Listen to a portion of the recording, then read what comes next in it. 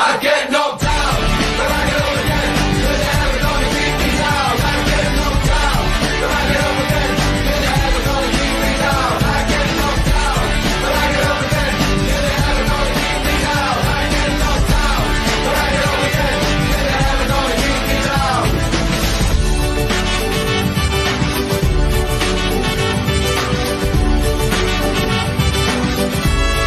never gonna keep me down.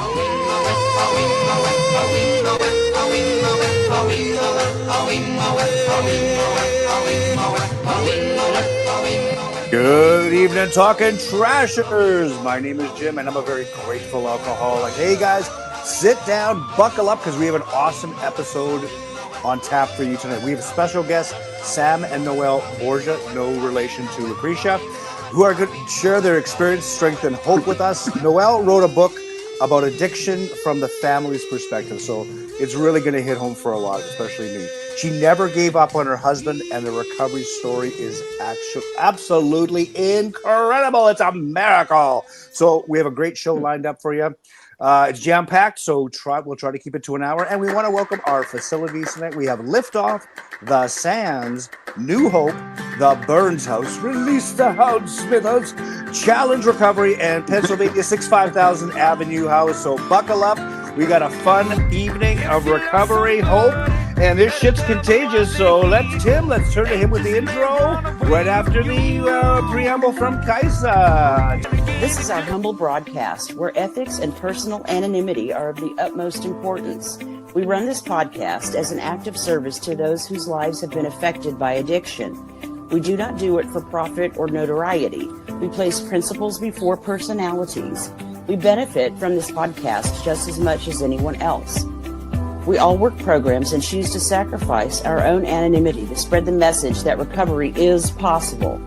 We do this thing in an attempt to show as living examples that no matter how far down the scale we have gone, our experience can benefit others. Not only is that the 9th step promise, it's our creed we abide by here on Talkin' Trash.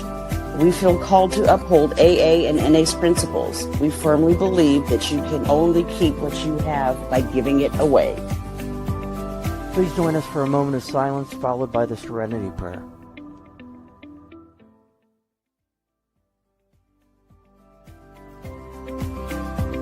God, grant us the serenity to accept the things we cannot change, the courage to change the things we can, and the wisdom to know the difference.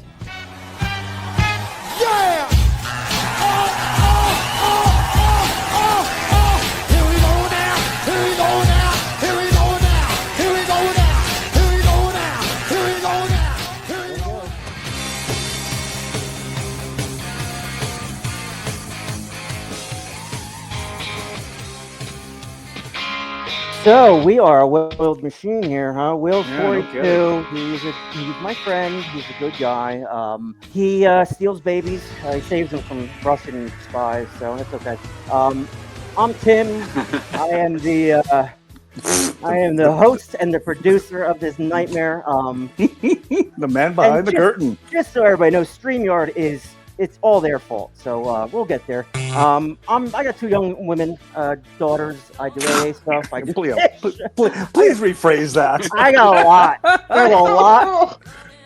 There is a lot going on in front of Timmy tonight. Like, I got 4 computers set up. This is nuts. I think Sam and Noelle might have bailed by now. I wouldn't blame them. We'll get her under control. Yeah, all right, so Kaisa's in Texas. There she is. A little warmer than most. Look at me. Down by the Gulf of America. Kaisa's 62. She's a sponsor. She's half Swedish. She's a recovery advocate, and she's a recovering addict and alcoholic. Kaisa, how are you doing, my friend? Well, you know what? Any better than I'd be twins, y'all. Yahtzee. But I gotta tell you, I'm super excited about tonight's episode. And I did get to read just chapter 1 of it, and I could not put it down. And, you know, I'm old, I can't see, but I'm reading it on my cell phone, and, you know, the letters are so small, but I couldn't stop. And yeah, I want to get the book so I can have bigger letters, So, Well, but I I'm mean- super excited about tonight. Yeah, it was a great book. It was a great read. I connected with her. I connected with Sam. The whole thing just resonated with me.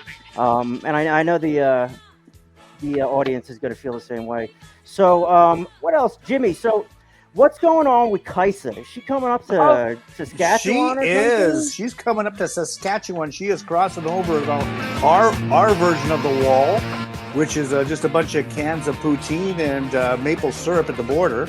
And she's coming in on the 5th, 14th, flying in on the 14th late. 17th.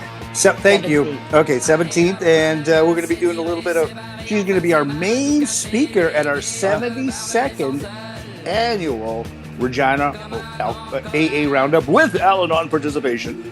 Wow. And we're going to pack the house. It's going to be great. No, that's not going to be your flight. No, that's Air Canada. We got you booked with WestJet. So I got a full Thanks. slate booked. We're going to do a little bit of Chachi stuff on the Thursday.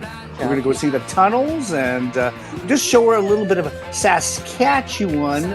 Hopefully we have that many people. Yeah, that's your flight home, by the way. That's all I could afford. That'll be me at the airport. My little seat. Aw, look at you. He'll be there on the 14th. She's Yeah. a star. There's evil looking there. She That's is probably a all the star. jet lag right there. Are you kidding? Willie, look at that shirt. Looks like Walt Disney threw up on your shirt, man. You It's know a it. Talkin Trash shirt. Yeah, Hey. was that the trash shirt? Yeah. Yeah. Nice. I've got yours. I got yours on my suitcase, ready to Sweet. put it in there. Hey, Right on. Kaisa. Yeah. Facebook will not let me go live. I was Because just that- going to say that. What the? I thought that. I thought Yeah. that that's what they would do. This is ridiculous. Over something that wasn't offensive in any way, shape, or form. They just flagged a short we put up, and now I can't broadcast live, which is a big deal. We get a lot of YouTube and Twitter. But yeah, that sucks. The podcast will be out as usual. With all that, but I just don't get it. Are we really penalized that badly, Kaisa? Yeah. For what? Because I put something up that said kratom is good for you. It was a joke. Right. And the thing with Facebook is there are no human beings that look at Yeah. this stuff. It's all an I know. algorithm thing. Yeah. So even though That's you wrote that letter ridiculous. and sent it off, they still rejected it. That's there's a not a crying, human being Okay. looking at it. That's a crying. Zuckerberg. That's it. Crying That's it. shame. That's Yeah. it. Tomorrow I'll climb He's going the to the ladder. train station. So it is $248 million this guy's worth, and he can't frickin' It's unbelievable. give a dog a bone and hire some people so they can He have a allows job. to traffic children, but not for us to The be sh- able to hear. the Yeah. shit that I see on Facebook, and Oh my they pulled God. that off. You got to be Yeah. kidding me. So Yeah, anyway, I could- whatever. We'll read Yeah. We'll deal with it. So, Jimmy, will you Yo. do our daily reflection for us? Do you want a daily refract already? Actually, yeah, today's I do. early. Yeah, we They're all gotta go. good. We gotta Oh, go. right here. Yeah, okay. Okay, kids, today for September the 7th, it is our side of the street. We are there to sweep off our side of the street, realizing that nothing worthwhile can be accomplished until we do so, never trying to tell him what he should do. His faults are not discussed. We stick to our own. On Alcoholics Anonymous, page 77 and 78. I made amends to my dad soon after I quit drinking. My words fell on deaf ears since I had blamed him for my troubles. Several months later, I made amends to my dad again. This time, I wrote a letter in which I did not blame him nor mention his faults. Get it together, It Lila. worked. And at last I understood. My side of the street is all that I'm responsible for. And thanks to God and AA, it's clean for today. Discuss, you kids. have That's a it. gooder. Thank you, Jim. All You're right, welcome. Too bad I got Jimmy. dyslexia and I can't read since he Yeah, can't you're a remember to read mess that tonight. book. I just, yeah, my I'll tell you copy's what, not man. going to arrive. This is a nightmare. I got it settled down, but like this is crazy what I have to do right now to make this podcast work. I swear to God, StreamYard, we're gonna have a problem. And Facebook and anybody else. I'm coming after everybody. Kidding me? Wednesday we're gonna do Trashioki. That'll be fun. Oh my God. Have a good laugh. Oh, Always a good time. I'll be sick that day. yeah, me Right? too. I gotta call it. What I a can feel his cough. Jesus. great participation from my team. Jesus. Let's see here. So, Trashioki. There we go. Hold on, I got stuff to roll through. Everything's running like shit. I'm gonna be honest with you. I'm pissed. Sorry, Noelle. All right. So, Yeah. real quick, let me just get through what I need to get through. All right. So, Whee! Sam and Noelle are going to be coming on in just a minute. They're going to share their experience, strength, and hope. And I'll be editing this whole show to make it look normal when it goes online. They're in Michigan somewhere. It's 64 degrees there right now. They Noelle wrote the book Silence of the Lion: Wage War on Addiction and Win. I'll tell you what, man. If you're looking for something to rattle you, spiritually, and put you in check without judging you and making you feel like shit, this is it right here. I'm telling you, this is an awesome book. I don't endorse much, but I certainly do endorse this particular book. So I loved it. We got one more thing we got to do here, and then we'll bring them in. Our reading. What's the other one, Jimmy? Oh, the devotional we just started doing. Okay, let's do that.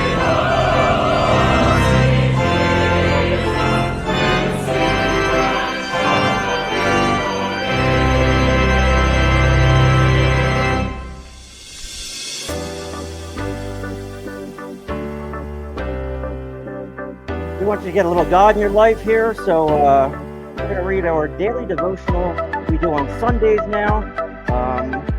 Get a good time here. Let's see how this goes. From Matthew 11:28, come to me, all you who are weary and burdened, and I will give you rest.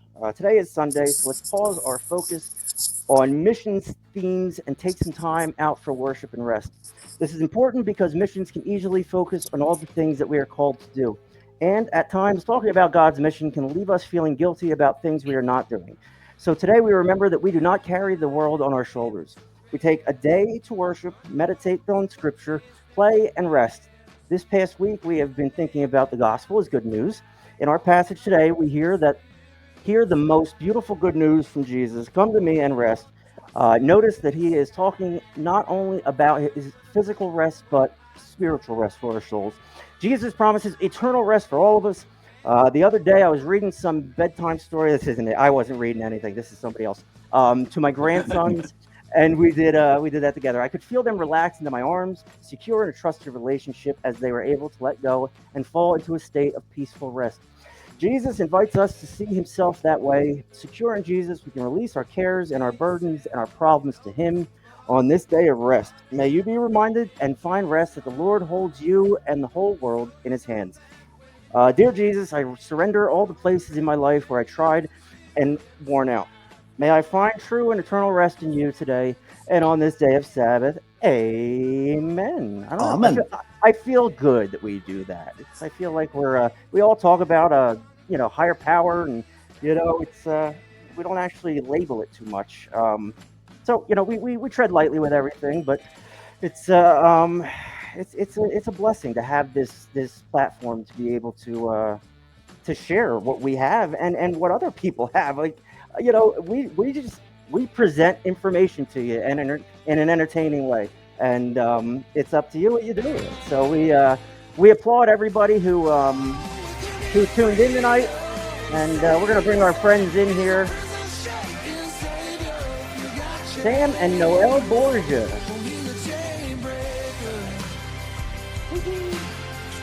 Welcome.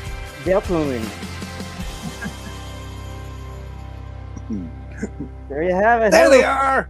Hi, friends. That's right. Welcome to our nightmare of a show here tonight. That's actually Sam's favorite song, Chainbreaker. Yeah, I thought it might hit home with you. So I read your book.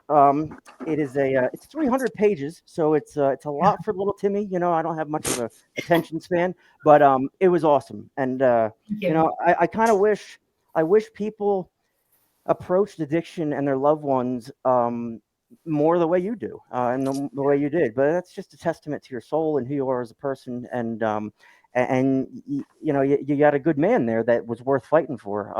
Yes. So I can applaud you for sure for what you've done. Tell us, take us back to 2017 when this all started unfolding. What was it like firsthand? I know I read the book, and I don't want to. Yeah. I want to give you a platform to just tell your story, both of you. And yeah, how about it? All right. Well, awesome. Thanks, Tim, and thanks, team, for having us on. We'll just take you back about 10 years. So it was 10 years ago in 2015. I'll start out and then I'll kind of let Sam, we'll go back and forth. But 2015, I was 34 years old. I was a newly divorced young mother. I had 2 little girls, I think they were 5 and 6 at the time. And I had my own little condo. I wasn't dating anybody. I really, I didn't even do the whole dating scene.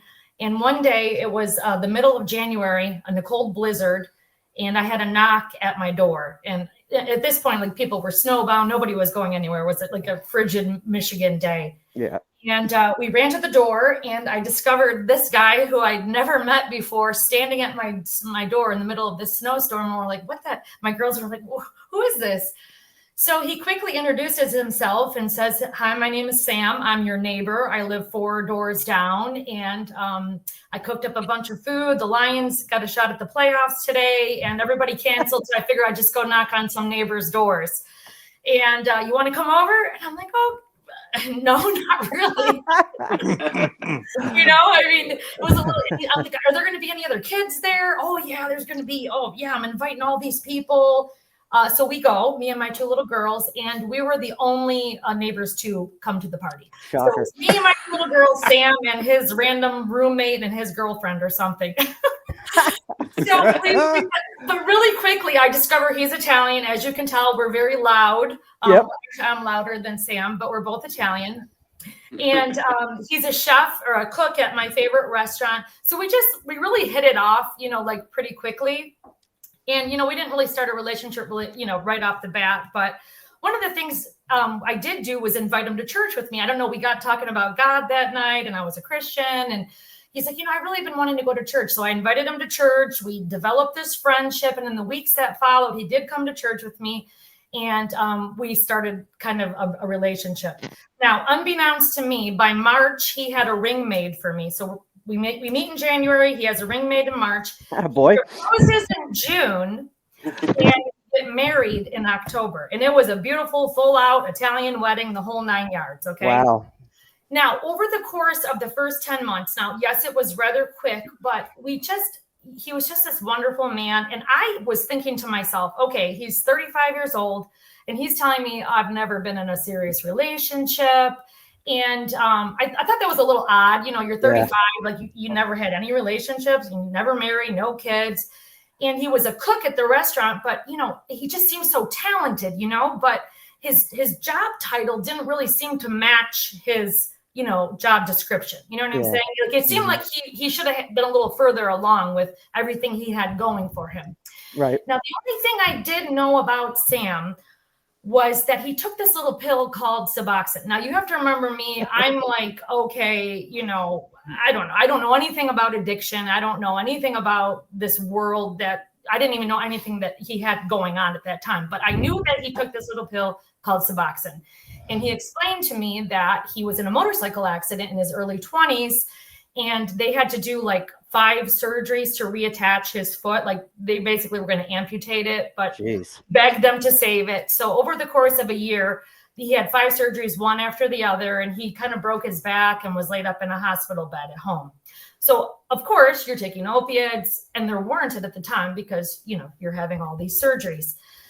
I didn't think anything of it. He didn't really explain, what it's for. I just thought it was maybe something that, they give you when you get off pain pills, and it kind of helps with the pain, because he would come home after working in the kitchen every night, hobbling around, still in pain on his ankle.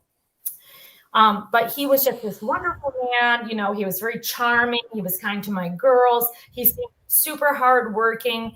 And it just seemed like God brought this guy to my door, So I kind of felt like there was this divine circumstances behind our meeting, the serendipitous meeting anyways. Sure. So we get married in October. Okay. Now, over the course of those first 10 months, there were a couple times when I thought that, things didn't quite add up with him. Right. Maybe he was irritable or short or wouldn't get out of bed for a couple days but me not understanding addiction, I didn't associate it with addiction. I didn't know anything about that. I just thought, well, okay, this is a lot. He's a single bachelor. He's never had a family or relationship, kids before. Now we're shotgun 10 months, mortgages, houses, you know, all this wind of change, right?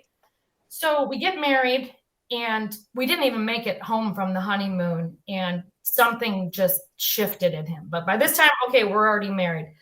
So we get married, we go to Las Vegas, and I don't know, he gets to the casino where, you know, that was a cheap place for us to go to for our honeymoon. And something just begins to overtake him. I see him binge drinking, and I'm remembering he's taking this Suboxone, and he's always kind of agitated about taking these pills. And his personality changes. And suddenly, I don't know, he just starts to become this man, like nothing, not even close to the guy I thought I was marrying, right? So we come home, I'm like, okay, what is going on? Who did I marry? You know, maybe this is just too much for him. You know, this is what I'm thinking in my mind right now. Maybe he's signed up for bit off more than what he could chew. So maybe you can continue and like maybe give some of the backstory of, you know, what was going on that I didn't know at the time, right? Well, I mean, I'm sure you guys all heard of Suboxone. Well, I had been on Suboxone, for it was like 5 years, you know. And I started taking Suboxone, and I would still chip here and there, you know, but I would always, you know, stay vigilant with the Suboxone. And when I got married, I just truly believed that that was going to be a, you know, a part of me that just doesn't exist anymore. I wanted to move on. I wanted to grow. I really wanted to step into a strong relationship, marriage, family. I always wanted that, you know, but at 35 and the line of work that I did, I just kind of said, you know what, if I'm going to be a bachelor for the rest of my life, so be it, you know. But then I met Noelle and things started to change. And, you know, after a little bit of time, like I noticed being on Suboxone, like I wasn't truly myself. I always felt like cloudy, like I couldn't spit fire even in conversation. The words were all in my head, the ideas were there, but I really couldn't get them out, you know. And after a while, I'm like, man, this is not. I got to get off this stuff, you know. And you know, we'll kind of fast forward a little bit here, but I'm gonna get to it. You know, me and my wife, we made a plan. We're like, hey, listen, let's go see a psychologist. Let's get off this. Let's do this the right way. And you know, we did. We made an appointment. We went and saw the doctor. We came up with a plan to start weaning off this stuff. They gave me some patches. You know, really everything, like all the tools that I needed. And you know, I was ready. I'm like, all right, we're gonna do this. You know, I got my wife on my side. You know, we're ready. And I don't know what I messed up. I messed up the patches or. Yeah, you didn't put the medicine inside of it. Was like basically just like putting a Band-Aid. Yeah. There was like to help with the withdrawals. There was like the medicine, then you put the patch over.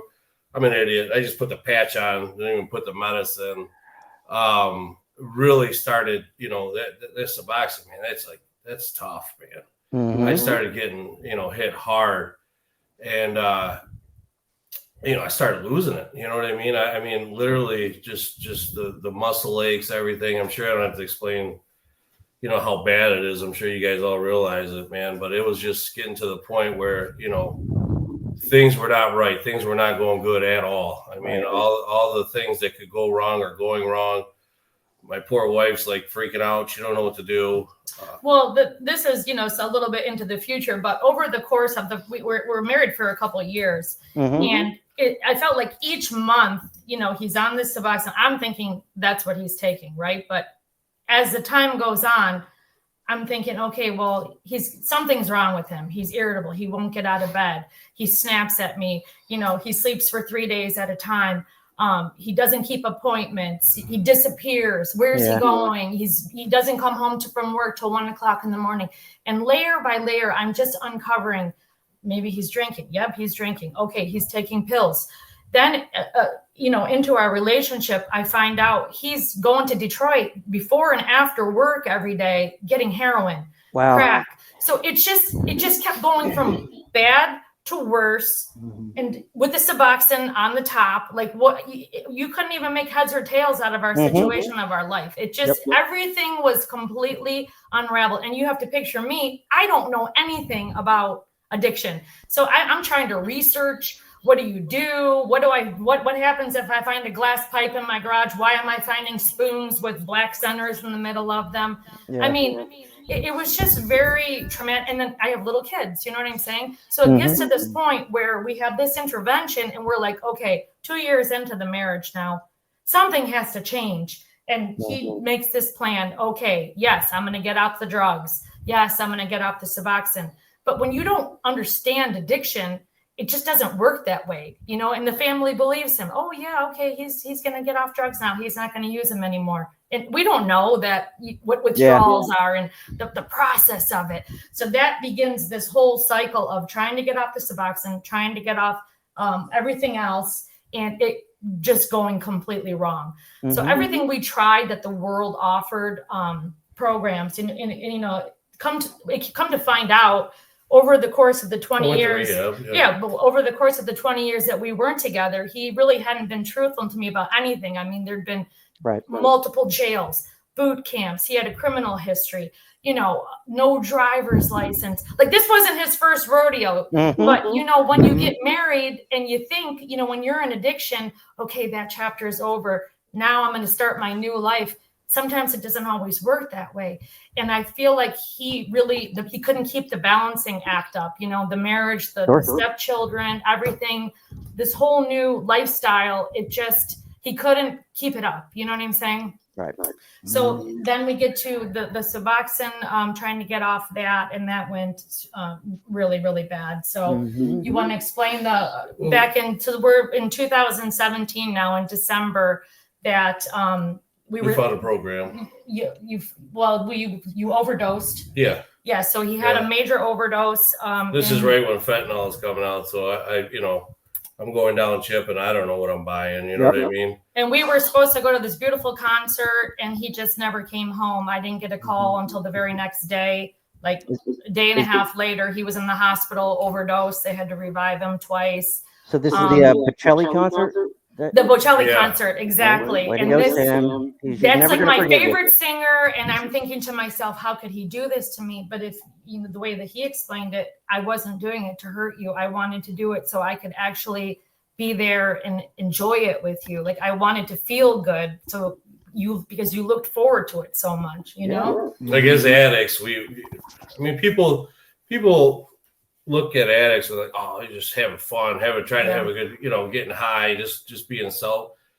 And when you're in addiction like that, you're not trying to get high. You're just trying to get by in life. You know what I mean? I just need a little bit to do this. I need a little bit to do that. It's just that you're in your own prison.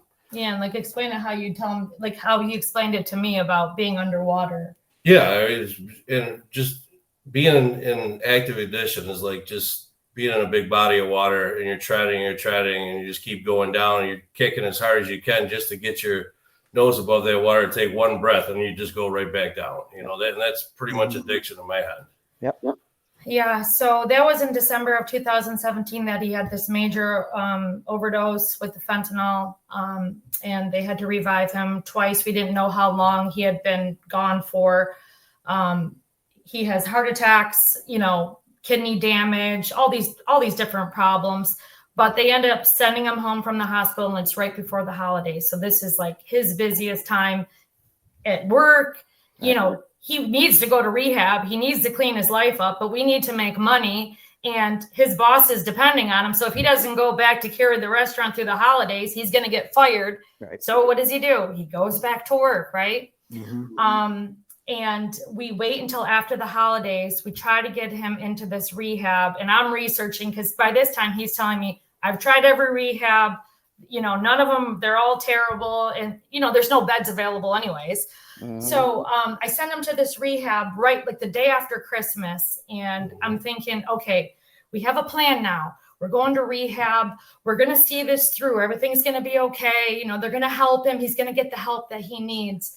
And January 1st, they call me from the rehab and say, oh, we're so sorry. As of January 1st, this facility is no longer an authorized provider in your insurance network.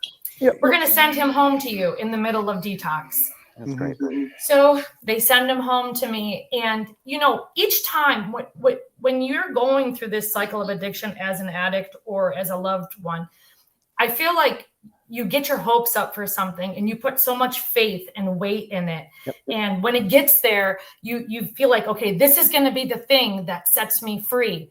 But then when it doesn't happen that way, it's like the setback from it pulls you even deeper, which is what happened with us, right? So I couldn't find any other rehabs. I end up sending him to Nashville, Tennessee. I said, we're going to find you the best rehab. You know, we got to get something like a real program, like extended. Like we're not just going to do, you know, a week at the local rehab here, right? Yep. So I send him to Nashville, Tennessee. Now, okay, meantime, he's not working. It's the holidays. You got to pay for flights. You know, we're paying for our own insurance, sending him here.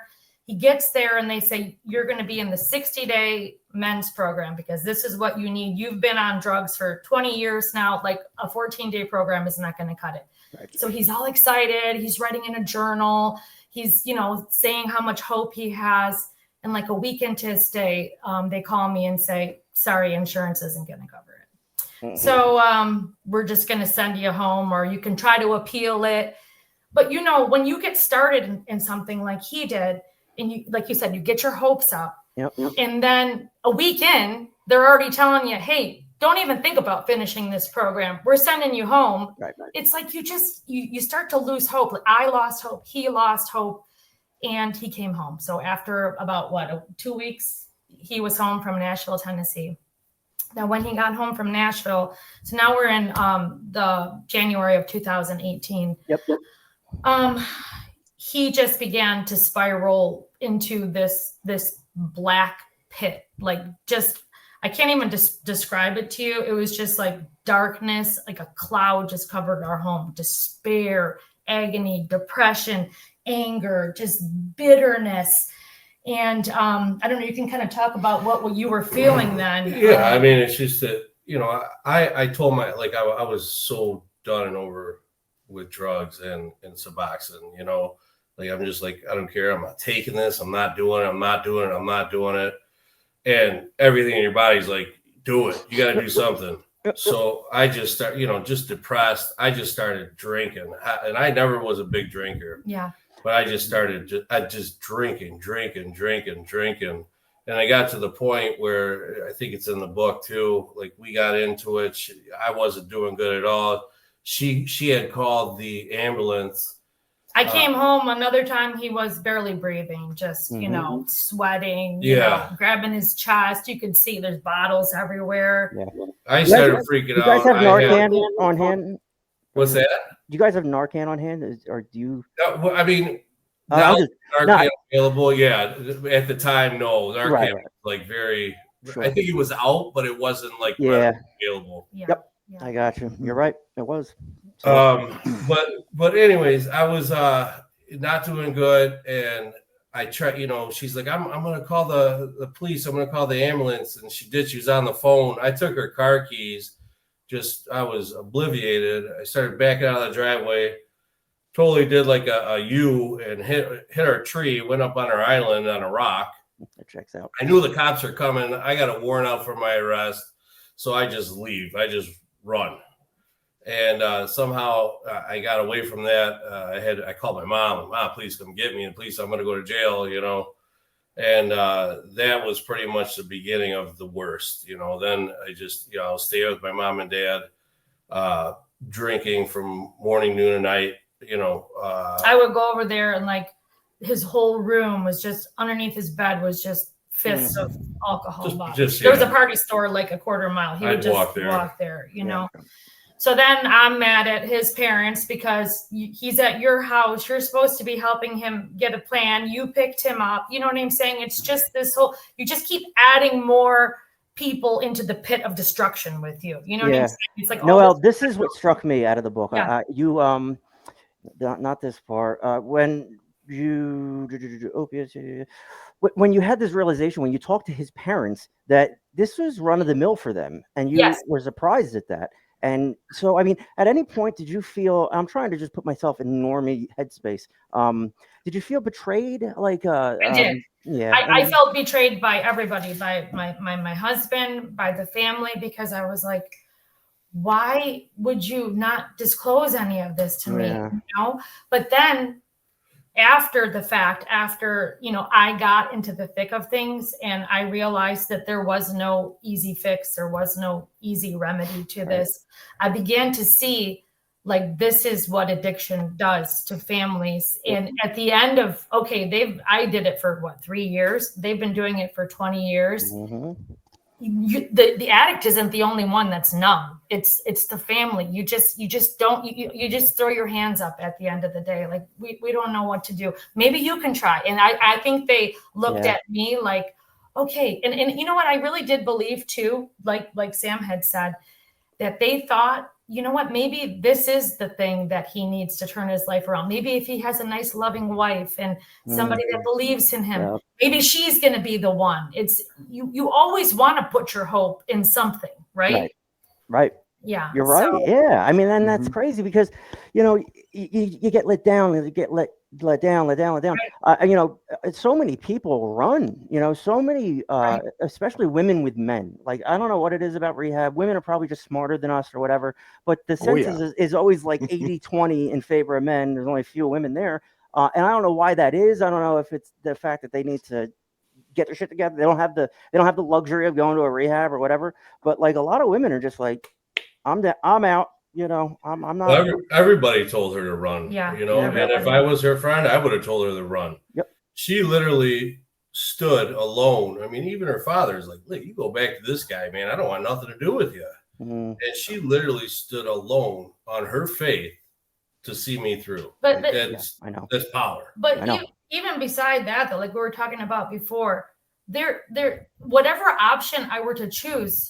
None of it is easy. No. It's not easy to stay. It's not easy to leave. How do you divvy up stuff when somebody's incoherent? How do you file for divorce? And you know what I'm saying? Yeah. So my only option was to stay the line and to hold and to cling to my faith, because when we were getting towards the end of everything, we had tried everything, and then learning his history, like how many rehabs you've been, how many times have you been to jail?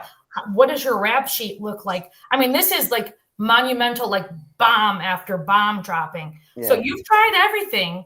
What else is there left to try? And like I said, I was a Christian.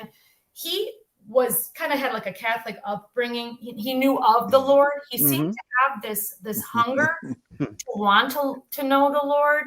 You know, we went to church, and he wasn't as far along as he didn't cling to his faith like I did, but he seemed like he wanted to let the Lord change his life. So when it got towards the end, that was literally my only hope, my only resort. Like, Lord, I'm going to believe everything that you say in the Bible. I'm going to believe the promises that you gave us in your word, or he's going to die. And not only is he going to die, his family is going to be wallowing in grief. My life is going to look like a complete wreck. Like we're going to lose everything. It would have just been, it's not just death. Like it's the destruction that death causes. Yeah. You know what I'm saying? It's just, and it's almost like, okay, well, he dies. Okay, now what do? You know, we got to live with this. We got to live with the fact that we tried everything and we couldn't help him, you know? I know. So I clung to my faith. So now we're towards the end, where we have our big catastrophic scene in the book, and you guys will have to read all the details. But you can, I don't know, I guess towards March of 2018. So he had the overdose, the big one with the fentanyl in December of 2017.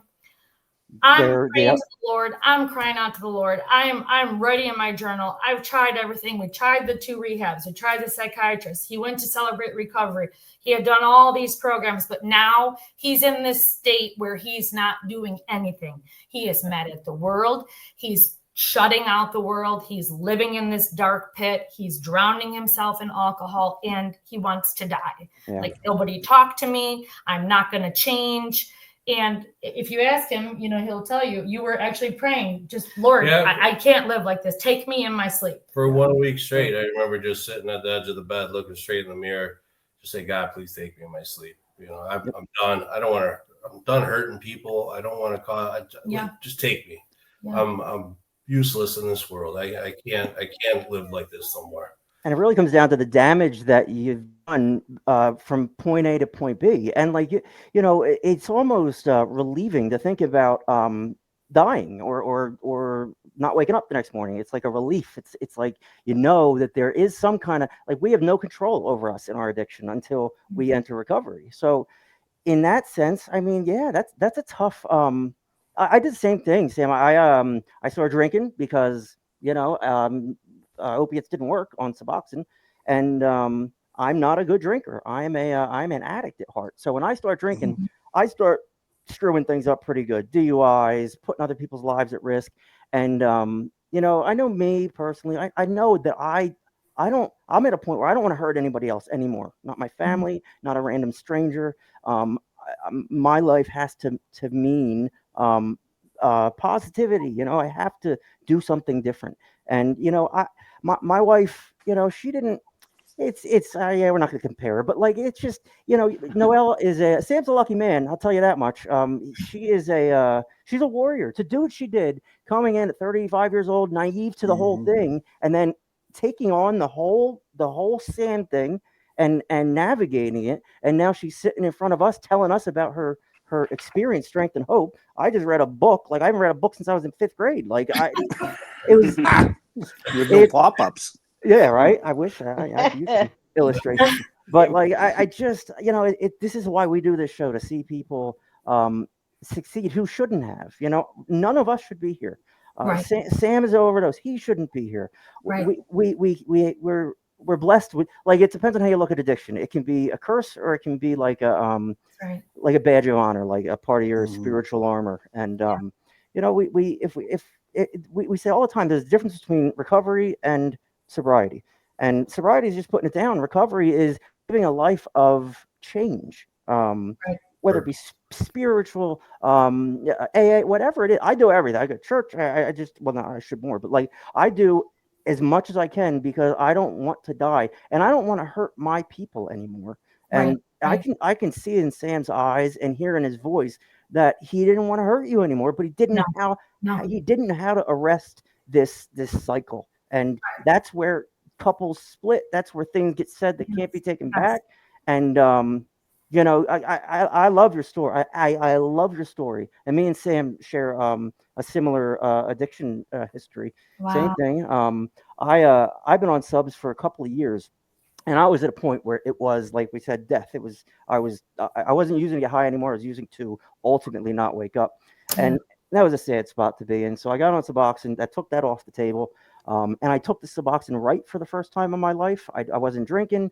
I wasn't stopping them and then taking, heroin 3 days later, and, like playing this whole Suboxone game. There's this whole Suboxone rodeo that people get wrapped into, where they're precipitating withdrawal, and then they can't get high. And then, like, it's just this nightmare. And, it's not a fun life to live. And, God bless you for getting off it, Sam. I mean, I'm on my way. I just haven't thought that far ahead yet. I'm doing one day at a time kind of thing. And my life's kind of upside down, but like, it's a good thing. It's a change for the better, ultimately. Like you said, you'll get there, my friend. You'll get there. Thanks, buddy. It's great meeting you. So you guys live in what, the greater Detroit area? Northern, we live in the suburbs. About an hour north of Detroit, in a little town called Romeo, Michigan. Gotcha. Famous for Kid Rock. Okay, right. Yeah. Okay. We have a very good friend of the show from Michigan, Manny Vitale. He's been one of our friends like since the beginning, and we have these people that are just regular occurrences on our show. Wow, that's awesome. So just real quick, this month our September guest Phyllis is coming on. That is Trey's birthday. So it just so happens with Phyllis, she's always just put in our laps at the perfect time for a reading, and that's the beauty of this thing we're doing. So Phyllis will be on. Noelle, Sam, just so you know, she lost her son to fentanyl overdose about a year ago, and she's dedicated to telling a story and getting the message out there. And she comes on, she cries, we cry with her, and then we're all stronger for it. I don't get it, but so Phyllis will be on the 14th. That's a week from today. Alex LaRoche, a friend of mine, we'll get into him later. Oxley will be back on the pod, messing things up on the 21st, and then Manny will be on the 28th. And those are regulars. We still have how many shows do we do? 8. We still have 4 other shows that are open. We don't need guests, but if you want to come on, please do. We want to hear your story, your experience, strength, and hope. it could change somebody's life, honestly. So Yeah. contact Jim, inquire about availability. We don't have many rules around here except for this. We have no rules. We'd prefer you to have 6 months clean. We'll accept 90 days, case by case. If you have less than 90 days in recovery, it's probably not best to put you on stage in the spotlight just yet. You'll get there. We want to hear from your story when you do. So reach out to Jimmy and get up on here. Sure, you can 20 minutes, 10 minutes. Just say, this is how I'm doing. And people need to hear what you have to say. And that's important because, if we don't have each other, this thing doesn't work. And I'm going to throw it off to my team to ask some questions and get involved a little bit while I go backstage and fix all this broken shit. You'll be a while. Right? It's just awesome. It's just my hat is off to Noelle, honestly, because that is again. Actually, what she did is probably like the norm. She probably doesn't. That's probably most people would fail. My wife did. A lot of people would. But like the reward is Sam. Sam's a good whole man. So you had to peel that shit away. Take it away, please. Let's hear it. So I try to take my own life. File night. It was the next day. My wife was coming over because we had to go file our taxes. March 2018 now. Mm-hmm. Yeah. So I had been drinking. I took a fistful of pills, and that was it. I fell asleep. And she came. She knew something was wrong. She was pounding on the door. My dad finally answers the door. She goes into my bedroom, and I'm gray, foaming at the mouth. Mm-hmm. So she called the ambulance. They came and took me to the hospital.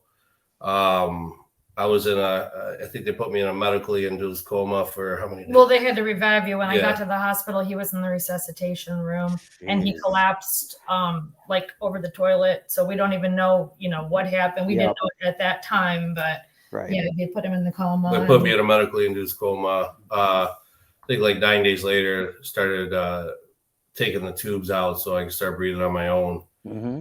And I was just disgusted. In fact, the first thing that I said is, why didn't you just let me die? So everything was shut down. I was on dialysis. Broke my back somehow. Heart attacks, liver damage, sepsis, just horrible. Just everything just Lord. So there I am, laying there, busted, disgusted, strapped to the bed, chained to the bed. Yeah, and bitter. I didn't want to see anybody. I didn't want to see my wife. I didn't want to talk to nobody. I mean, I was just disgusted to still be alive. Mm-hmm. And laying in that hospital room, something happened to me one night, and it was around 2:33 in the morning, and there was just no comfort to be had. I just flipping, turning. All this stuff's coming out of my body. My whole body is just destroyed. Mm. And, I cried out to the Lord. I said, Lord, please, if you're there, if you're with me, take this from me. I don't want to, you won't let me live. You won't let me die. Like, I want to see what you have. I know that I'm supposed to be here for a reason, Right. And at that moment, man, I just felt like this just warmth just come over my body.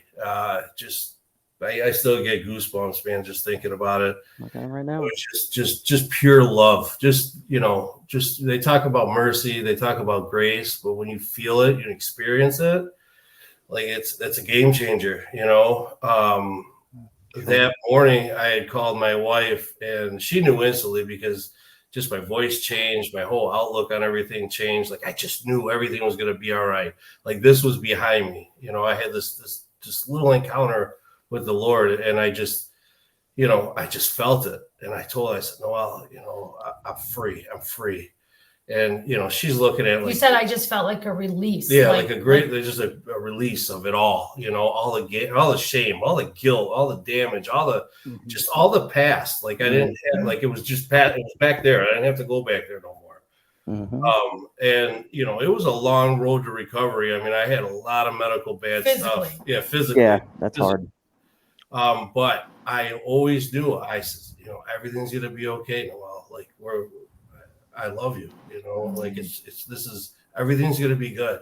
And that was March 27th, 2018. And since that day that happened to him in the hospital, he's never used. He's never had a desire to use. He's had no cravings. There's been no like recovery period as the world knows it, where, you know, you just got to take it one day at a time as far as, you know, it's just, you can't explain it, but that's how it happened. Now his body, he had to go through 2.5 years of pancreatic surgery, so he lost his pancreas.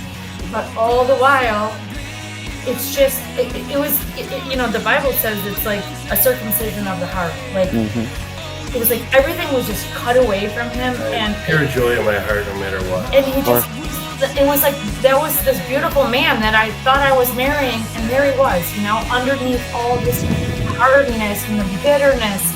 And you can't explain it, but that was 8 years ago. And that's why we had to write the book, because we just feel like people need to hear this. You know what I'm saying? Like, ever since then, in that moment, I've had this hunger. You know, I want for it. Like, we've all been there. We've all been through it. We've all sat there, and you have this crater-sized hole, it feels like, in your chest, you know? And I've always filled it back up with what the world had to offer. Always just fill that, you know? And this time I didn't. I filled it with the word. Like, I just had a hunger for a different thing in life. And I'm not saying that's for everybody, man, but for me, it's been a beautiful thing. It's been a beautiful journey. And now I get to sit here and talk to people like you and share our experiences. I mean, God is great to me. I mean, listen, what an absolute blessing. And what a shame it is that we have to come to these places of desperation to find our higher power, our God, to save us. But, you know, when you're, the only time, you know, in addiction, the only time you're looking up is when you're flat on your back and you have nowhere else to go. There's nobody else to help you. You can't scam anybody else. You can't steal. It's done. You're done. And it's, whether it's withdrawals, whatever it is, it's you know you're done. And it's a hard place to get to. And listen, that Suboxone thing is I've come off subs once, and it wasn't the worst thing, but it's not comfortable and lasts forever. It's just this nagging, like leg pain, hot, cold, whatever. You know, so like that's in my future. But like, you know, Noelle, you are how old are you now, if you don't mind me asking? I'm 44. 44. You don't look a day over 30. Jesus. And that's what I kind of want to say. Like, I realize there's like a lot of people that are going to be listening where you're like, okay, you know, whatever. Maybe you don't have the same kind of faith or whatever, and we can respect that. But for me, I just want to say that is truly how my faith was birthed, was when we had tried everything that the world had offered. And until you reach that, you're in a room, there's 4 walls and no doors, and there are no other options. There are no other resorts. There's no other hope. I just chose to put my hope in the Lord. And I really feel like that's how faith is birthed. Like, when that's your only resort, what are you going to do? You have to trust that it's gonna work. Otherwise, he's dying, you know? Exactly. And like, for like, you know, to come to God and ask him for help, and then you see it delivered and you see a miracle happen. That's where I tell people all the time on here, your faith is built by putting the faith in first and then seeing what comes from that. You know, and I'm not the most spiritual. I'm all kinds of confused, but I do believe in God, and I believe in a higher power, and obviously we all come from something else. I don't know if, you know, I'm nowhere I don't get into all that, but there's definitely a God. There's definitely a reason we're all still here doing this right now.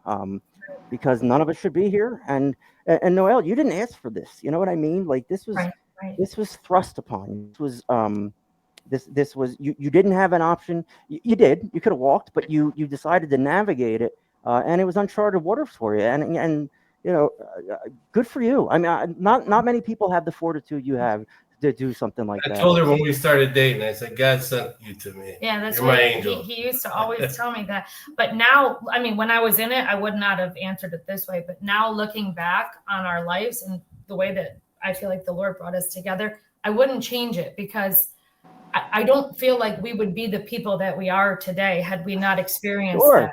I'm saying, like, you learn to look at life through a whole new lens. And it's beautiful. Like, I like to see the world the way that I see it now. And I wouldn't have been able to have that vision and that heart had we not experienced this. You know what I'm saying? So would I take it back? No, I wouldn't. it refined you, and it made you who you are today, and it built your faith, both of you, and you fed off each other in this healthy, codependent, spiritual relationship. Yeah. And like, obviously you guys are meant to find each other. I haven't heard from my team at all. How's everybody doing out there? We're all like, I know it's a long story. It's 300 No, and I something, love it. well, this is the clip. love it. Get the book. Yeah. Yes. She sent me a PDF file, so I'll send that to everybody. I'm just kidding. Buy the book online. It's a great book. I mean, if you want a shot in the ass on, like, what are you doing? Are you recovering? Are you say higher power, but do you really believe it? Do you really put your faith into it? Right. It's human. It's the human condition. We battle that every day. But like, Mhm. Sam, God bless you. So how long have you been clean now? It's since March. Well, Almost 8 years. oh, It'll be 7.5 years. 7.5 Yeah. years. Good for you, man. Welcome. Congratulations. That's amazing. Wow. We have a segment we do a That's clean it. time. I mean, hey, you guys got to live. It is serious business now, man. I mean, we're losing people left and right. You know, it's all I do. I just hear this person died, this person passed. And I try to reach out to everybody I can. I try to minister. I try to help. But it's like, man, this is serious business, man. We're losing. Like, these people they don't even know their potential in life. We all have so much to offer. We have so much to give. Like, we're all meant for great things. It's just, we got to get there. We got to find that spot, and we got to get to where we need to be so we can actually live in the promise. I mean, it breaks my heart to see some of this stuff going on. I lived it, and it doesn't even feel like that was me. You know what I mean? It is so weird. Sure. Yeah, we forget. We had to go back to write this, but it's like after, like, God delivered him from this addiction, it's like we didn't really think about it. We didn't have time because we were too busy, like, moving on to our future and what we were supposed to be doing. You know what I'm saying? It's a hell of a story. I mean, it's not a lot of stories have that happy ending, and it's actually more of a, like, not like happy ending, just an ending, a normal human ending. Things are okay. You put that behind you. You live a new life. Addicts, we have such trouble with that. Jimmy, hit me real quick. Just I don't know. Tell our new friends what you think. Oh, wow. Well, first of all, I've been writing notes all the way through. That's amazing. Well, first of all, is that a gun safe behind you guys? Yeah. He just moved the computer. Gotta love the Second Amendment. I love it. I'm I saw Canadian. it, yeah. They're gonna see the gun safe. That's gonna be our backdrop. This is a man. This is a man that had multiple felonies. Yes. There you go. Pew Owner. pew. Got to keep your pew pews.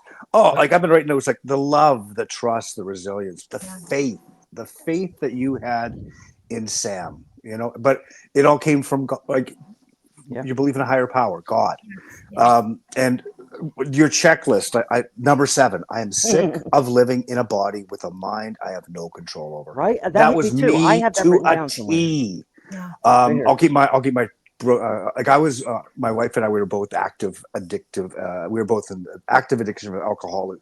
We were both alcoholics, and she passed 12 years ago. And I look at this, and I'm like, God, why wasn't this resort available at that time?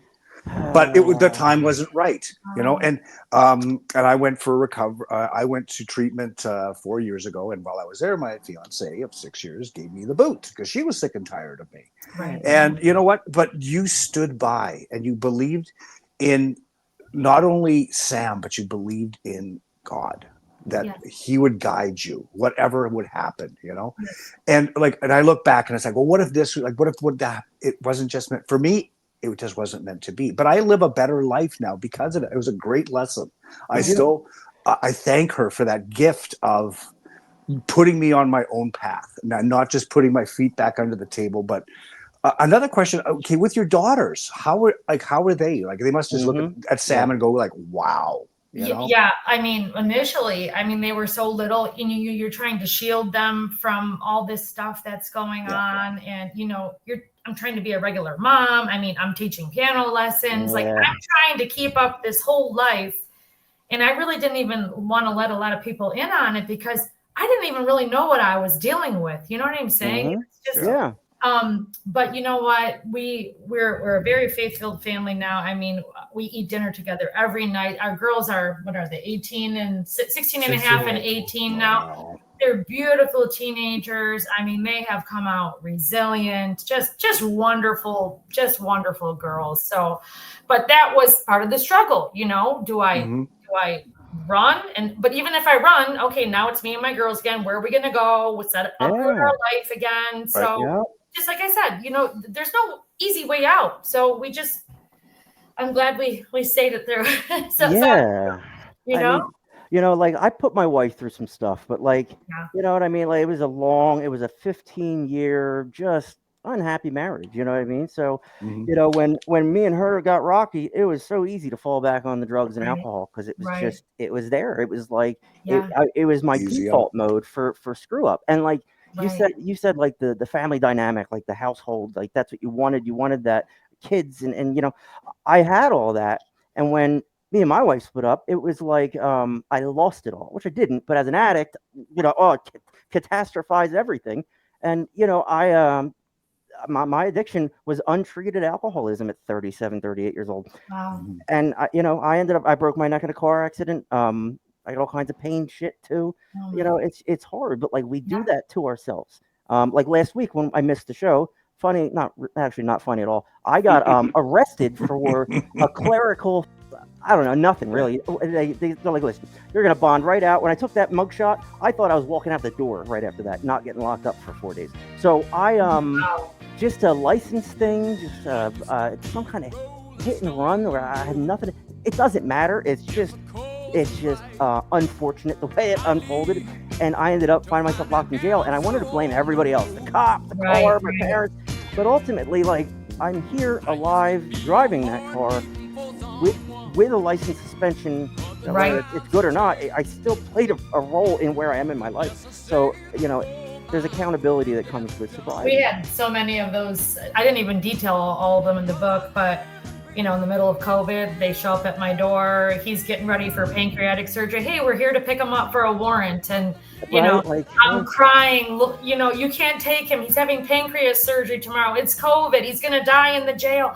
But ultimately, you still have a responsibility to society. Yeah. But I even talk about that in the book. Okay, when you're getting yourself, just go through this, do what you have to do to get out of that cycle. And that's what he did. He didn't begrudge if he had to go to court. Okay, now we have another appearance. Now we got to be on probation. Now we got to go drop. We did everything we had to do. And he didn't complain. He's like, I got to face this, and I feel like that's part of the healing and the recovery is paying the price, moving on, and just becoming a better version of you. You're right, and like Jim was just talking. Jim lost his wife, and he could sulk over that and make it his identity. But instead, he uses that as part of his story and as part of his strength and his framework. Like, yes, he lost his wife. It's tragic. It's sad. His daughters, all that. But like, it plays a role in like a greater good almost. Like it gives Jim a perspective that Jim wants to share and help people with. And like for him, it's just been to be a widower and to just be all into this thing. His wife, Gail, gives him strength. The whole thing, instead of it burying him like it would 90% of human beings, we're addicts. We're a certain kind of breed. We're gonna dig in. And and Jimmy's a great example. Kaisa, Jim, all of us. Like what a blessing that we're here. And we don't really like push this show, like get into people's face. We just do it. And it's really for our sobriety. We check in with each other every week. We're accountable to each other. I get locked up in jail. The whole world goes nuts. Like, where's Tim at? Right. But I to have this podcast, you guys, Jim, Kaisa, Will, yeah, him. To have it, it's such a we love blessing. him. We love him. Will and dogs. We do a lot of like inside joke, but we've been doing this a hot minute, and it's we're just so blessed to be able to meet people like you guys because you're not the typical story. The typical story is disaster and Sam dying and you getting into another relationship, all this crazy shit. But instead, like you took chaos and made it organized to a way that you could handle it. Will, what did this like when Noelle was describing? I know for me, like when she was describing the entering this world of addiction with someone that she loves and she doesn't know what to expect or what to do. Like can you relate to that at all, Will? Like just So Touch and yeah, I go? can relate to it, but in a different perspective. I could see like my mother. Okay, so like she would. I was told all my life that, oh, you have the addictive personality. That's in her mind, but she only hears one thing, knows one thing. So, but when it gets thrown in her face, she has to deal with it now. It's. She told me the other day that her husband, my stepdad's boss down in Florida, he told her finally one day, she goes, he was like, I never told you this, but you never gave up on Will. You would do anything. Like you went, but he's like, I've never seen anybody do as much as you did for him. And she's like, and now I get to see the rewards of it, you know? So Yeah. I mean, that was like 30, or I'm 43. That's probably 30 years ago. I mean, or how, no, not 30, 25 years ago, whatever. It's been a while. But anyhow, but my mom would she would be calling everybody. She'd try to figure everything out, you know, and it was I don't know, it was crazy, but it's what it reminded me of, you know. Yeah. That's crazy. Yeah. I mean, we can all relate to these stories. Yeah. From some point. I just got an email from Liftoff Recovery. Uh, they said they're gonna start letting the patients smoke inside if we don't end the show soon. And like that's such Sorry. a blessing. Yeah, no, it's fine. You can blame me. My book was 300 and some pages long. I mean, you know, we didn't long-winded. we didn't plan on this going an hour. But you But gotta yeah, have like, somebody that's gonna believe in you. You know what I'm saying? Like you did. Yeah. So Yup. that You got to have that. It's You're so right. true. you're it right. changes the whole perspective. You know? Yes. We'll broadcast from Mars. That's the planet he's on when we do our show. And anyway, yeah. So like, it's just we're blessed to have this, So like, whatever we can do, like whatever I can do for authentic people like you guys, like what do I do? I make graphics. Like that's about the biggest talent I have. I'll make them all and I'll send them all to you and Very good. HE. Awesome. Very You talented. guys are amazing. Thank you. I that's like my way of giving back. Like some people don't give a shit, but other people are like, yeah, I'm in the middle of something and you're making stuff. I can use it, and I'm using your likeness. And we're breaking several thousand copyright laws of the show, but like we're happy. Would be the first. No, it wouldn't. Yeah. So all right, Jimmy, I got a little something. I would like you to participate in. Hold on, I'm setting it up. All right. So Here we go. think of a number between 1 and 10. 7. No, don't tell me. Well, okay. You said, you said think, but not out loud. Did not say. You had one job. Unbelievable. Okay. All Got right. it. No, But think it's of a not number. 7 this time. Think of a number between 1 and 10, right? Okay. Multiply it by 9. You good? All right. Now, take whatever you got and add those two digits together. Oh my God. What? That's You're not- amazing. I'm not done. Oh, Just the one. okay. It's a thing. It's Owen Wilson. All right. Now, subtract. This is the. Just take that number, subtract 5 from that. Yep. Pick a letter in the alphabet that corresponds with your number, like A being 1, B being 2, etc. You good? All right. Think of a country that begins with your letter. Okay. All right. You good? Now, take the last letter of that country and think of an animal that begins with that letter. Yep. You can do it. Should I be writing this shit down? No, if you have the number in your head, you're good. All right. Okay. Take the last letter of that animal and think of a fruit. Yep. Don't tell me. All right. And also, don't tell me that you're a kangaroo in Denmark eating an orange. Oh my gosh! Tiny kangaroo down, sport. You son of a. Tiny kangaroo Oh my I gotta down, say sport. something here, Crazy. y'all, because everybody says kangaroo, but what if he said kinkajou? Oh, you're yeah. right. Think Yeah. about that. We lost Sam, but I got it. Yeah, there you go. Well, Anyway, nothing on this show's original. We just, no, we haven't got an original thought. right? Yeah, but I used to bartend, so I've heard so much. True. Tyson's got the stories. So, all right, let's do our thing, guys. Thank you so much. I mean, what a just it's a great interview. Nice to be friends with people who are Thank you. like-minded. We're Thank you for nice- joining so us. Nice to be on the show and meet you guys. You guys are Thank you. awesome. Noelle, you never have to like battle for your status amongst us as addicts. Like you're one of us. You know what I mean? Whether you did drugs or not, you went through it, and you you are one of us, and you know we'd never look at you any other way, other than you're sober and not an animal. But you know, and Sam, you're very lucky. I dated a girl looked just like Noelle. 13 years younger than me, bad idea. But like that was me not addressing my addiction at 40 years old. I'm dating a girl too younger. You know, it's these things. Like you said, you fill yourself up with the world, and everything else goes to the wayside. And Guys. Sam, I mean, I resonated with you, man. I mean, I just everything you said, I get it, and it's so nice that Noelle hung in there. It's so nice you didn't die, and then you have this whole thing in front of you that you know wouldn't have been there without recovery and God and the Lord saving you. So I loved it. So Willie reads our just for today. Dizzle. Will, I know you're reading at a 4th grade level now, so Can you hear me? we're very. Yep, we sure can. I was insulting you. All right, go ahead. Can you read? Where there has been wrong, the program teaches us the spirit of forgiveness. In NA program, we begin to interact with the world around us. We no longer live in isolation, but freedom from the isolation has its price. The more we interact with people, the more often we'll find someone stepping on our toes. And such are there circumstances in which resentments are often born. Resentments are justified or not, are dangerous to our ongoing recovery. The longer we harbor resentments, the more bitter they become, eventually poisoning us.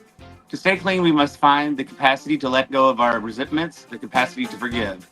We first develop the capacity in working steps 8 and 9, and we keep it alive by regularly taking the time, the 10th step. Sometimes when we are unwilling to forgive, it helps to remember that we too may someday require another person's forgiveness. Haven't we all, at one time or another, done something that we deeply regretted, and aren't we healed in some measure when other accepts our sincere amends? An attitude of forgiveness is a little easier to develop when we remember that we are all doing the very best we can, and someday we too will need forgiveness. Just for today, I will let go of my resentments today. If I am wronged, I will practice forgiveness, knowing that I need forgiveness myself. Ever reminding us, don't start none, won't be none. I put that in there. No. Yeah. I did. No, I did. Unbelievable. I'm like, that sounds kind of Can you Timmy. believe it? That's Timmy. So it is Recovery Month. We'll be doing this thing all month. It's a big month. I mean, this is where we kind of took off last year. We'll tie into that. But yeah, Noelle, Sam, what an awesome message you guys have, and we're so privileged that you chose to share it with us on our little show here. So thank you so much, guys. We love you. Love you. If there's anything we can ever do for you, we're always here for you. And I got some graphics coming your way. That's how I say thanks. Thank you. You guys. You're Guys. awesome. Let's go high like the Most High. Happy trails to you till we meet again.